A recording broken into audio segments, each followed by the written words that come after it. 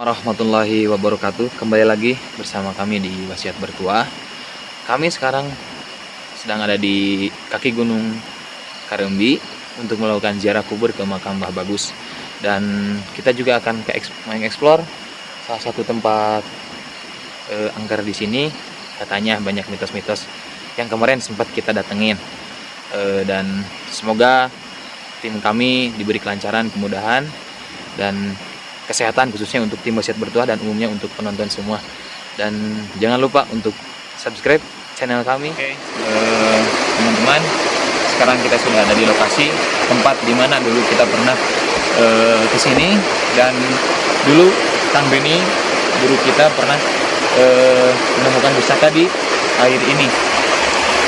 Kita lihat sudah di sini memang lumayan aura-auranya, dan dulu kita juga sempat mendengarkan suara-suara mistis seperti kelenengan, dan kita juga ada sosok perempuan di sana. Entah itu benar atau enggaknya, kita juga tidak tahu. Cuma kita langsung aja ke lokasi, kita eksplor, lihat-lihat lokasinya seperti apa. Yuk kita cek.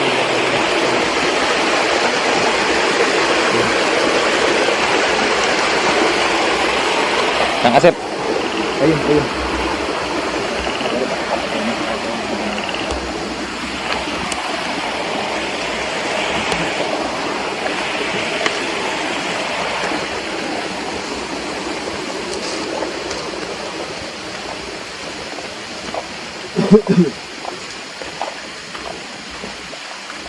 Lihat.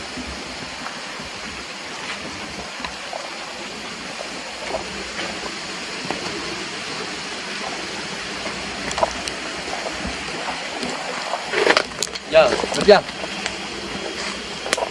Harap.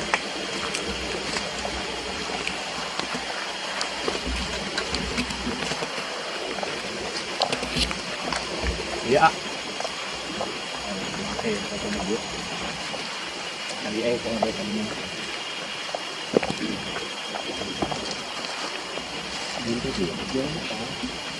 Kita sedihnya pasti dulu.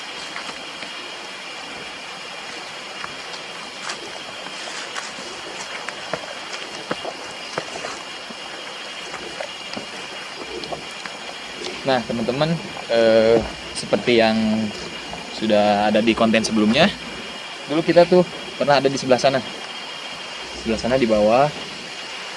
Nah kita dulu pernah lihat ada kotoran semacam betul lah, kotoran apa. Cuma pas ada juga sesosok wanita saya juga agak lihat ya, sama teman nggak lihat, cuma pas di video yang sebelumnya sudah kita upload, itu ada gitu, nampak. Tapi walau alam kita belum tahu. Yuk kita lanjut ke atas.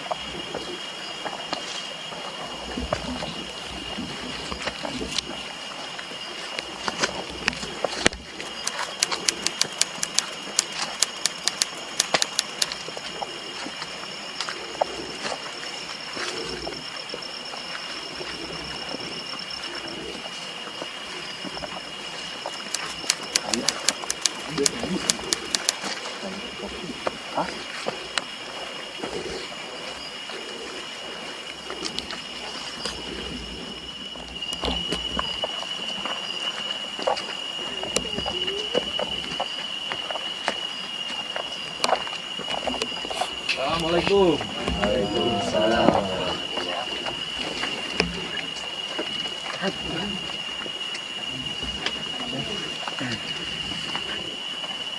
Beres.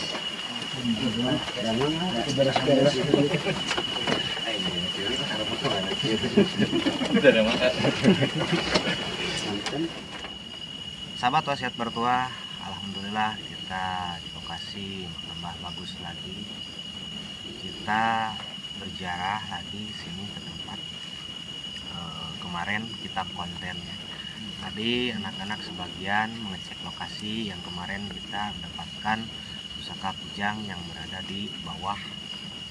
Jadi sebelum kita lanjut beberapa makam di sini, kita lakukan ziarah terlebih dahulu. Kita mendoakan pada yang di makam di sini. Tetap Alhamdulillah kita sudah melakukan ziarah atau berdoa bersama di makom Mbah Bagus, dan ternyata di sini banyak, bukan banyak lah, ada salah satu dua makam yang di sini. Mungkin ini makam-makam pejuang ya, maksudnya makam-makam pejuang dahulu zaman penjajahan. Mari kita lihat. Saya juga kurang tahu makam siapa, cuma yang pasti di makam-makam para leluhur kita yang harus kita lestarikan, jaga kebersihannya. Dan yuk kita ke atasnya.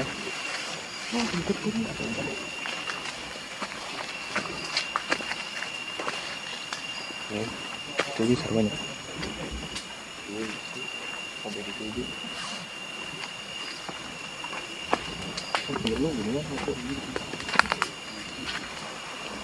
guys, no?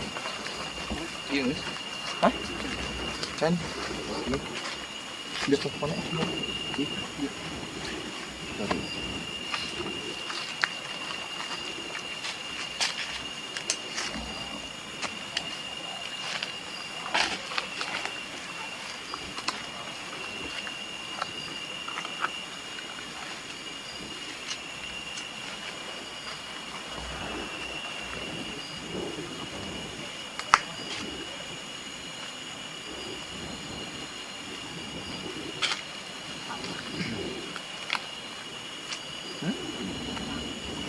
Di rambutan.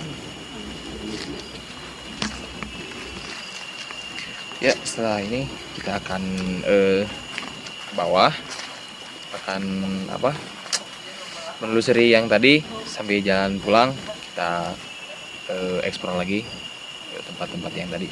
Yuk, tetap bersama. Assalamualaikum warahmatullahi wabarakatuh, sahabat wasiat bertua. Alhamdulillah ya, tadi saya menyuruh anak-anak untuk berkeliling ke tempat yang kemarin terakhir pas di Gunung Kareumbi ngambil pusaka. Jadi yang di bawah, jadi mereka ingin merasakan adrenalin di mana keangkeran yang ada di bawah makam Mbah Bagus, dan saya menunggu di makam ini. Tujuannya untuk berziarah sih, bukan konten atau eksplor yang lain, tetapi anak-anak meminta ya ingin memberanikan diri lah, karena ada dasar-dasar takut tapi masih penasaran. Jadi mereka suruh keliling untuk eksplor ke sana. Dan di tempat ini saya sama anak-anak pun rombongan niis lah kata bahasa Sunda, kita berziarah dulu. Terus beberapa titik yang ada di tempat ini belum kita jangkau. Satu Bah Lepe, terus Bah Gedung di sini itu di Gunung Kareumbi ini. Terus di Eyang Perkasa dan Mitos Cilewi kita terbatas untuk mengonten ke akses-akses tersebut karena banyak larangan dari masyarakat. Kita pun tidak mau ambil resiko yang lebih, karena Gunung Kareumbi ini berada di bawahnya dan di belakangnya itu adalah Gunung Karenceng. Di sini mitosnya banyak. Di sini yang bagus, ada yang bagus konon katanya. Jadi yang bagus ini berasal dari tanah Jawa. Hingga ke sini jadi tapak tilas ataupun makam tidak tahu, karena makam ini sudah berada dari dulu di tempat ini. Dan kedua, mitos Bah Lebe yang di sana konon cerita dari masyarakat, beliau meninggal diterkam harimau katanya dulunya. Jadi kesini masih kesini yang lebih tua yang bagus. Terus ada yang perkasa, saya belum ke sana. Terus yang gedung ada sangkut pautnya dengan babi hutan yang dari dulu, isunya dari dulu melegenda sampai sekarang. Dan kemarin saya menembus penasaran saya ke bawah, ternyata benar itu ada mitos tersebut. Tapi dari kamera kita tidak dapat karena tidak mau ambil resiko, takutnya celaka atau apa dengan konten ini, karena banyak youtuber yang bukan nggak kuat, jadi salah ambil langkah lah. Kita tidak mau ambil lebih resiko, tetapi kita mengalami di bawah itu benar-benar ada. Dan ditanyakan masyarakat pun babi hutan itu benar pakai kalung kerenceng. Terus ada mitos iho, dan iho ini kata masyarakat berbeda dengan yang babi hutan. Kalau babi hutan terkenal dengan nama si bintang. Kalau yang babi hutan yang kakek-kakek kalau ditangkap banyak yang nangkap itu iho itu. Tapi yang lebih lanjutnya versi-versinya kita nggak bisa jelasin lebih detail ya, nggak takut dengan versi masyarakat yang lebih tahu. Dan yang gedung ini ada selintingan yang mengizinkan atau yang mempunyai kekuatan yang bisa mengendalikan tentang babi hutan yang jadi-jadian ini. Terus yang di sebelah sana yang kita terbatas itu tidak berani. Selain mitos, banyak kabar, banyak yang meninggal secara tidak wajar. Jadi ada cerita dan bukti, ada yang tidak tahu tapa atau apa di sana. Begitu 1 bulan di daerah itu udah menjadi tengkorak ya, jadi bukan mayat lagi. Secara dicek dari HP, tinggalan HP-nya, mitosnya ada HP ya di sekitaran tengkorak itu, dicek ternyata orang sini, tapi nggak tahu niatnya itu untuk apa. Dan kalau Selasa katanya sama Jumat siang itu para petani itu udah kembali ke rumahnya masing-masing, jadi tidak melanjutkan di tengah hari bolong pun keangkeran di Gunung Kareumbi ini sangat sangat angker lah. Bahkan banyak mendengar di kebun itu suara gamelan dan suara kesenian ataupun wayang, banyak yang mendengar dan banyak yang terjadi. Yang meninggal itu tidak hanya satu, terus ada kakek-kakek yang dari rumahnya menebang pohon, terus yang pulang kayak meninggalnya itu habis dicekik katanya. Nah, kita tidak mau ambil resiko meskipun berani. Saya tidak mempunyai kru ataupun santri yang lebih dalam tentang spiritual, yang di bawah juga anak muda, jadi takut ambil resiko karena konon yang kesana itu dianggap tumbal katanya. Kita ngobrol di sini pun lebih waspada karena jauh dari pemukiman. Ini Gunung Kareumbi ini bersih dan asli fakta hutan ya, di hutan. Kita berkunjung ke sini untuk berziarah lagi. Nah, tadi untuk perasaannya anak-anak di bawah ada Kang Iwan, Kang Ica sama Kang Asep yang ke bawah, sama kameramen Pengki. Yang di bawah itu kan kemarin ada penampakan kuntilanak pas live di Facebook, terus suara yang kepalanya untung tapi tidak terekam oleh kamera, tapi yang jelas itu yang wanita ya, atau bisa disebut kuntilanak di bawah. Perasaan tadi ke bawah tidak lama ya, tidak lama. Apa yang dirasakan oleh Kang Iwan ataupun Asep ataupun Kang Ical sama Pengki yang dirasakan di bawah, yang kemarin saya mengambil pusaka kujang di sana. Jadi saya sengaja tidak ikut ke sana, saya menunggu di pos ini di yang bagus, lumayan jauh dari yang bagus untuk ke bawah. So, Kang siapa yang mau menjelaskan perasaan unek-uneknya dari pengalaman gitu secara dunia spiritual? Oke, sedikit saja karena saya juga tidak lama di sana. Cuma ketika saya datang, serasa apa sih? Kuping serasa ada yang niup gitu. Jadi si kuping tuh berdengung. Jadi cuma itu aja yang saya rasakan. Cuma karena saya juga tidak lama di sana. Mungkin rekan-rekan yang lain lebih merasakan yang lainnya. Benar ya. Nah, Kang Ijal. kalau Kang Asep ini ini konten ibaratkan meskipun ada pengalaman yang secara gaib obrolkan, kalau tidak jangan terlalu mengada-ada, karena ibaratkan kita kasih tahu kepada sahabat yang menonton bagaimana rasanya dan pengalaman asli kita ngonten di perjalanan spiritual gitu, ataupun mistis ataupun keangkeran di tempat-tempat itu gimana gitu. Nah tadi yang di bawah gimana dari Kang Ijal ataupun Kang Asep, ada pengalaman yang lebih tentang di malam hari ini kita explore gitu gimana? Ya mungkin singkat cerita aja ya Kang. Kalau saya pribadi mungkin dari awal tadi opening sampai ke sini, alhamdulillah kalau saya pribadi tidak merasakan apa-apa. Atau misalnya dari yang lain, Suara-suara yang merasa aneh. mungkin kalau misalnya dari yang suara-suara saya dengar, tapi ya berpikir positif saja, tidak ke hal yang lain. Yang lain.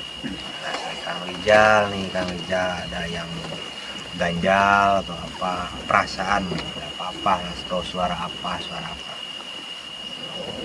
gimana perasaannya?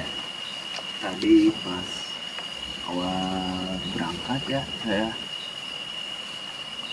mungkin pas tadi naik ke atas mau pas di kebun bambu itu, kita akan rasakan agak-agak ya merinding lah sedikit lah, namanya kan di hutan. Perasaan mungkin gelap Iya. ataupun ya dalam keadaan di hutan ya.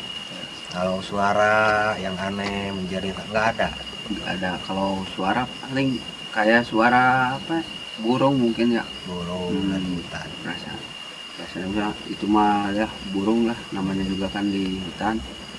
Ada kayak ya mungkin itu mah kucing hutan atau apalah, nggak tahu kan.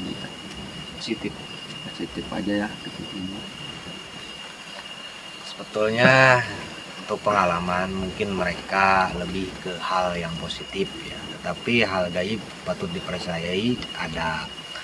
Nah seperti dunia dalam spiritual itu kita berjalan di tengah lorong ataupun tengah jalan yang biasa kita jalani, tetapi pas dimana suatu hari kita merasa ragu tempat kegelapan itu, tapi kita tidak melihat apa-apa, karena yang namanya gaib itu perasaan atau indera yang ke-6 disebut perasaan.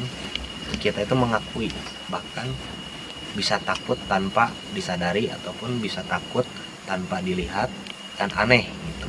Nah itu adalah semacam bisa disebut dengan perjalanan ataupun hal merasakan hal gaib gitu.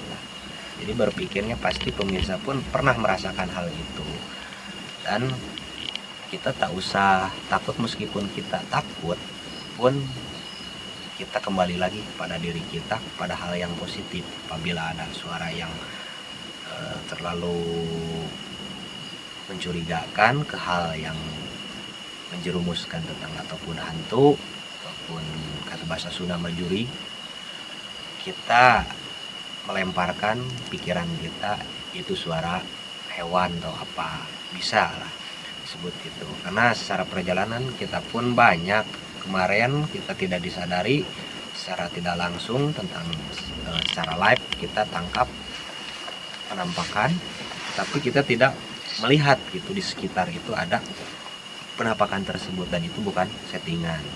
Nah biasanya yang menonton itu ingin tahu apakah ini setting dari rumah ataupun bawa kujang atau ini dulu atau gimana. Alhamdulillah kemarin penarikan saya jelaskan, jadi bukan saya yang mencari pusaka. Jadi untuk memberanikan diri ke tempat tersebut pun saya sudah tidak berani, tapi saya dalam kajian spiritual ataupun hal mistis terbawa arus ingin lagi ke tempat tersebut. Nah, keanehannya itu saya dari jalan pun ataupun dari rumah merasa ragu dan takut. Tapi dari pertama yang 10 orang kita merasakan hal itu, kita pulang nggak kuat, dan saya kembali lagi dengan 6 orang lebih sedikit. Ya, tapi alhamdulillah mungkin dari gaib memberikan sebuah pusaka yaitu kujang. Mungkin ataupun ada yang melihat ataupun yang di rumah menonton pernah merasakan hal seperti itu. Jadi kenapa karena dari bentuk padat itu dari mana munculnya, dari hal gaib. Banyak yang tidak percaya seperti itu. Mungkin nanti pun akan kita akan merasakan kalau kita ke tempat-tempat yang seperti ini adalah sebuah cindera mata kalau kebetulan. Jadi kalau sebut saya bisa narik, saya punya ilmu, itu tidak menyarankan hal seperti itu. Kita tetap berpegang kepada ajaran agama, kita berjarah pun banyak madhabnya, kita tidak boleh meminta ke kuburan, bahkan kita mendoakan dengan cara-cara atau adat yang sudah ditentukan oleh ajaran agama kita yaitu Islam. Nah, jadi kesimpulan untuk malam ini, alhamdulillah kita jarah di sini pun, dan anak-anak alhamdulillah tidak ada apa-apa. Mungkin tadi ada hal suara-suara saya sebutkan, dan dari juru mata merasakan gitu, bukan melihat tapi merasakan perasaan, mungkin perasaan ada yang mengelilingi kita. Tadi badan terasa nggak enak, tapi sudah kita berdoa atau apa kita nanti berdoa, alhamdulillah bisa ringan karena ada ayat-ayat Allah yang masuk energinya ke tubuh kita, yaitu untuk mengimani surat-surat dari Al-Quran. Kita percaya Allah melindungi kita. Nah, mungkin itu untuk dari bagiannya tentang Gunung Kareumi. Kita nggak bisa menjangkau ke Gunung Kerenceng karena Gunung Kerenceng harus sore, harus siang, dari siang, dan dari sana jauh dari pemukiman. Dan dilihat Gunung Kerenceng itu jalannya setapak, ke sini jurang, ke sana jurang, dan di sana ada mitos, ada guha bekas zaman dulu. Untuk selanjutnya mungkin kita ya akan penelusuran ke tempat di samping Gunung Kerenceng dekat Cadas Pangeran, yaitu Buyut Eyang Lingga Hyang atau disebut Lingga Wastu. Kita akan ke sana nanti, semoga waktu dan kondisinya diizinkan oleh Allah Subhanahu wa taala. Mungkin itu dari saya, Kak Beni. Untuk selanjutnya mungkin saya tutup. Wabillahi taufiq wal hidayah. Wassalamualaikum warahmatullahi wabarakatuh. Waalaikumsalam. Panjang, berapa menit? 10 menit.